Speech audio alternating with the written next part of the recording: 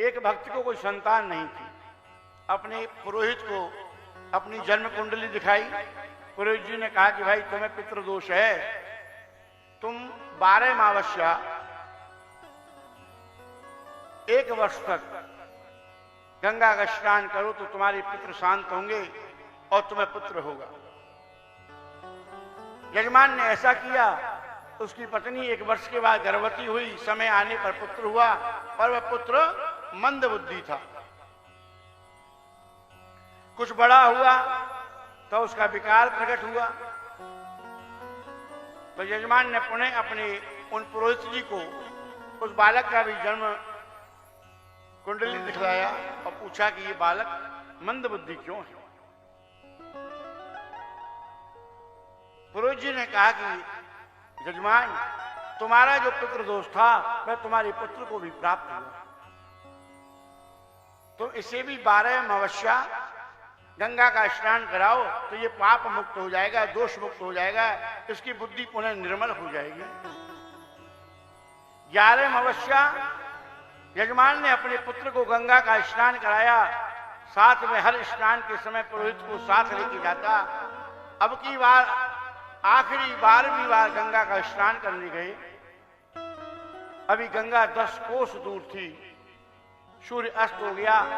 ब्राह्मण देवता ने कही कि हे यजमान, आज रात्रि में ही पड़ाव डाल देते हैं, प्रातः उठ करके चलेंगे, गंगा का स्नान करेंगे। यजमान ने पड़ाव डाल दिया। थोड़ी दूर पर कुछ उत्सव हो रहा है, प्रकाश हो रहा है, कोलाहल हो रहा है। शोर शराबा सुन करके वह ब्राह्मण जिज्ञासा के वशीभूत कि क्या हो रहा है देखने वहां पहुंच गए। क्या देखे, वह भूत और प्रेत अपनी पुत्री के विवाह उत्सव की तैयारी कर रहे हैं। ब्राह्मण ने पूछा, ही भूत प्रेतो, तुम्हारे यहाँ किस बात का उत्सव मनाया जा रहा है? उन्होंने कहा कि हे ब्राह्मण, कल हमारी पुत्री का विवाह है। तुम्हारी पुत्री का विवाह किसके साथ होगा?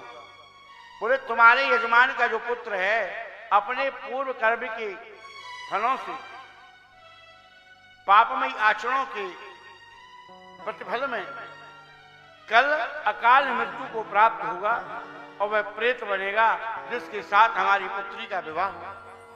ये सुनकर ब्राह्मण घबरा गया। मैं तो अपने यजमान के पुत्र को सभी दोषों से मुक्ति के लिए गंगा का स्नान करा रहा था। 11 स्नान पूर्ण हो गए हैं, ये आखिरी स्नान है।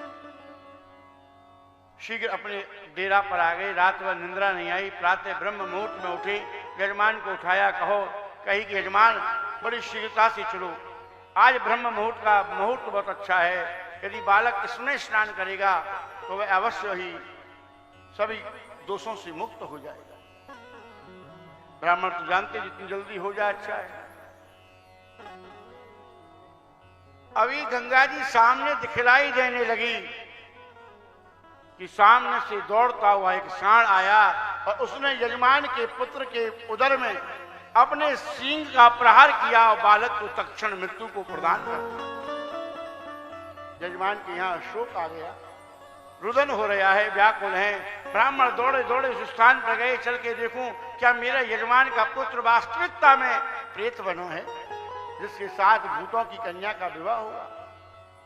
वहां जाने पर मालूम पड़ा कि वह भी रुदन कर रहे हैं, व्याकुल हैं, अधीर हैं, वहां भी शोक है, सब शांत है। पूछा, क्या तुम्हारी पुत्री का विवाह हो गया? बोले नहीं। बोले, हमारे यजमान का पुत्र तो मृत्यु को प्राप्त हो गया।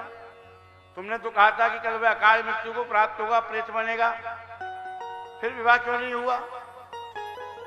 उन भूतों ने कहा कि हे ब्राह्मण, वह बालक अपने कर्मों के अनुसार प्रेत अवश्य बनता, पर जिस साण के द्वारा उसकी अकाल मृत्यु हुई उस साण के सींग में गंगा की मिट्टी लगी हुई थी जो उसके उदर में प्रवेश कर गई, वह पाप मुक्त हो गया।